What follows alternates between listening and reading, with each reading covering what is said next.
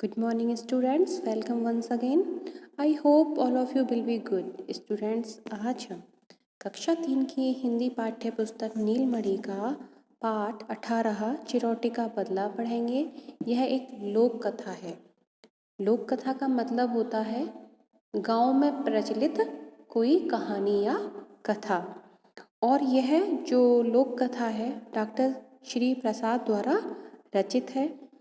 इसमें यह बताया जाता है कि यदि कोई शत्रु शक्तिशाली है तो उसे हम कैसे रास्ते पर लेके आएं और उसमें उसका क्या समाधान है। तो इसमें चिड़िया के बच्चे की कहानी है कि वह बड़ई से किस प्रकार बदला लेता है और उसको सही रास्ते पर लेकर आता है। तो बच्चों, अब हम इस कहानी को शुरू करते हैं। एक था चिरौटा, उसकी बहन थी चिड़िया। एक दिन दोनों पेड़ पर बैठे थे।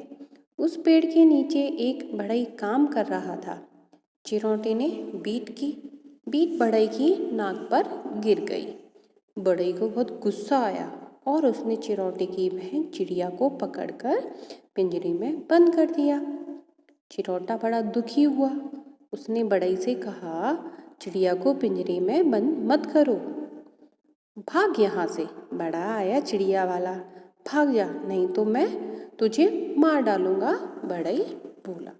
इसमें चिड़िया और चिरौटा एक पेड़ पर बैठे होते हैं और जो चिरौटा होता है वो क्या आता है, बीट कर देता है और बीट बढ़ई की नाक पर जाकर गिर जाती है। तो जो बढ़ई होता है उसको गुस्सा आता है और गुस्से में आकर वह चिरौटे की बहन चिड़िया को पिंजरे में बंद कर देता है। चिरौटा बढ़ई को मना भी करता है कि मेरी बहन को पिंजरे में बंद मत करो। तो जो बढ़ई होता है उसको मारने की धमकी देता है और कहता है कि तू यहाँ से भाग जा नहीं तो मैं तुझे मार दूंगा। चिरौटा वहाँ से उड़ गया। उसने चिड़िया को बढ़ई की कैद से छुटकारा दिलाने का एक उपाय सोचा। उसने सरकंडे की एक गाड़ी बनाई और मेंढकों को जोतने के लिए कहा। मेंढक मान गए, गाड़ी चल पड़ी।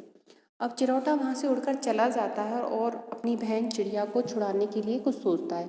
तो उसके दिमाग में एक विचार आता है, एक उपाय आता है, वह उसको करने के लिए तैयार हो जाता है। तो क्या होता है, सरकंडे होते हैं, एक लकड़ी होती है, उसमें ऐसे गांठें बनी होती हैं बीच बीच में, उनसे वह एक गाड़ी बनाता है और मेंढकों से कहता है कि तुम इस गाड़ी को जोतोगे यानी कि खींचोगे इस गाड़ी को। मेंढक मान जाते हैं और गाड़ी चल पड़ती है। चली मेंढकों की गाड़ी खटपट खटपट खटपट रे, वीर चिरौटा जाएगा बढ़ई के घर झटपट रे। कहाँ जा रहे हो चिरौटे भैया, रास्ते में कबूतर ने पूछा। रास्ते में कबूतर मिलता है और चिरौटे से पूछता कि चिरौटे भैया तुम कहाँ जा रहे हो। चिरौटा बोलता है, बढ़ई से बदला लेने।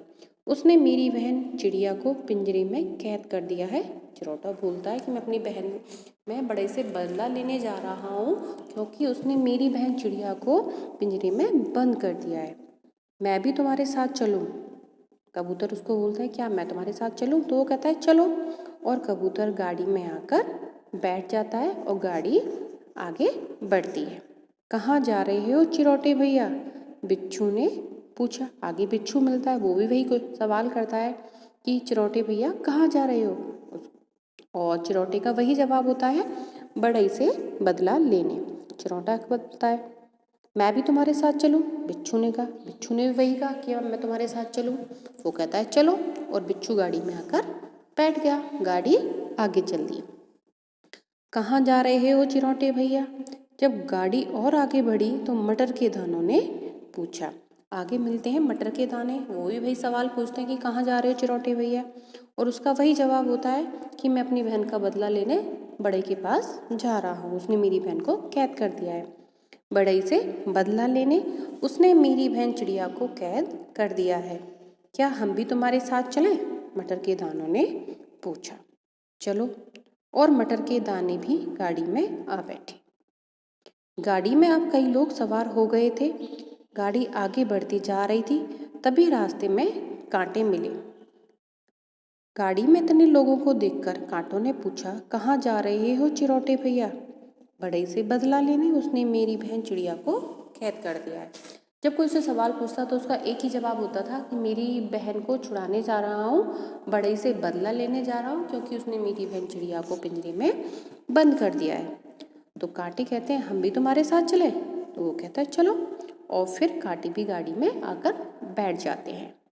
भीड़ हो गई भारी, बदला लेने को बढ़ई से चली भीड़िया सारी। इतने लोगों को लेकर गाड़ी बढ़ई के घर पहुंची। घमंडी बढ़ई को तो कोई डर नहीं था, इसलिए उसने चिरौटे से बात भी ना की। जो बढ़ई था वह कैसा था? घमंडी था, और उसको किसी प्रकार का डर भी नहीं था, क्योंकि वो इंसान था। तो उसने क्या, चिरौटे से कोई बात भी नहीं करता है वो। गाड़ी रुकने पर सब लोग धड़ाधड़ उतरे। कबूतर चौकी में उड़कर बैठ गया, बिच्छू दिया सलाई में छिप गया, मटर के दाने आंगन में बिखर गए, कांटे बड़े की जूतों में जा छिपे। जितने भी उसमें सवार होकर जो लोग आए थे उन्होंने अपनी अपनी जगह ले ली। जो कबूतर था वो आंगन में जाके बैठ गया, और जो बिच्छू था वो दिया सलाई में छुप गया। दिया सलाई होती है माचिस। और जो मटर के दाने थे वो आंगन में बिखर गए, और जो कांटे थे वो बढ़ई के जूतों में जाकर छिप जाते हैं। रात होने पर बढ़ई उठा, वह चौकी में गया। दूध गर्म करने के लिए उसे आग की जरूरत थी। वहाँ कबूतर पहले से ही बैठा था। उसने बढ़ई को देखते ही अपने पंख फड़फड़ाए।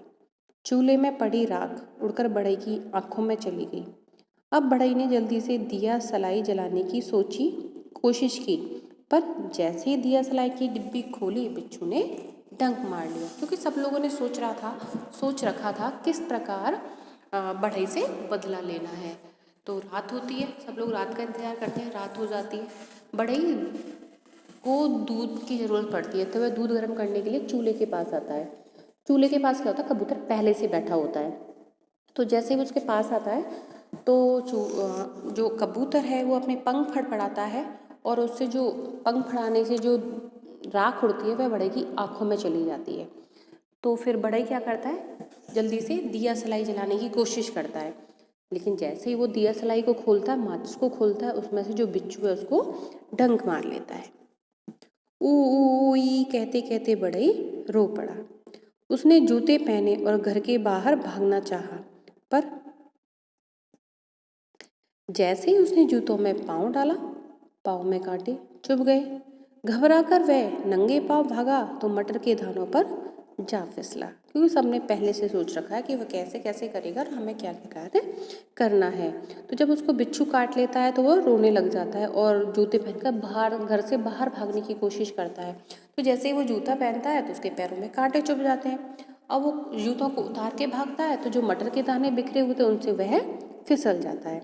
आफत पर आफत आती देख बढ़ई रोता खींचता घर के बाहर भागा।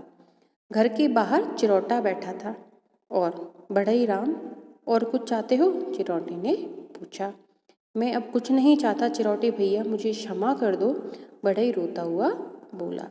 अब वो घर की तरफ भागता है बेचारा बढ़ई, घर से बाहर की तरफ।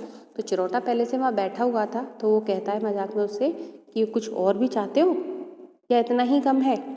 तो बढ़ई कहता है कि मुझे माफ़ कर दो, मुझसे गलती हो गई है, मैं अब ऐसा कुछ नहीं करना चाहता हूँ। चिरौटा तुरंत बोला, पिंजरा खोलो और मेरी बहन को छोड़ दो।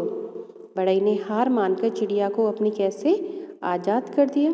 चिरौटा अपनी बहन चिड़िया को देखकर बहुत खुश हुआ और उसे गले लगा लिया। तो देखा बच्चों आपने कि किस तरीके से एक शक्तिशाली व्यक्ति को एक छोटे से चिरौटे ने अपनी सूझबूझ से कैसे उससे बदला लिया और अपनी बहन को उसकी कैद से छुड़ा लिया। तो बच्चों आपको एक कहानी कैसी लगी? अच्छी थी ना?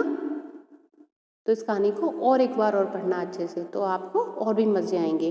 फिर आप अपने भाई बहनों को भी ये कहानी सुनाना। अब हम चलते हैं शब्द और अर्थ पर। सरकंडा। सरकंडा होता है एक तिनका जिसमें कई गांठें होती हैं। मैंने बताया था आपको कि एक लकड़ी होती है, उसमें जगह जगह पे गांठें बनी होती है, उसको सरकंडा कहते हैं। आफत, संकट। चौका, रसोई। दिया सलाई, माचिस। चिरौटा, चिड़िया का बच्चा। खींचना, गुस्सा होना। तो बच्चों आपका यह पाठ चिरौटे का बदला आज समाप्त होता है। धन्यवाद।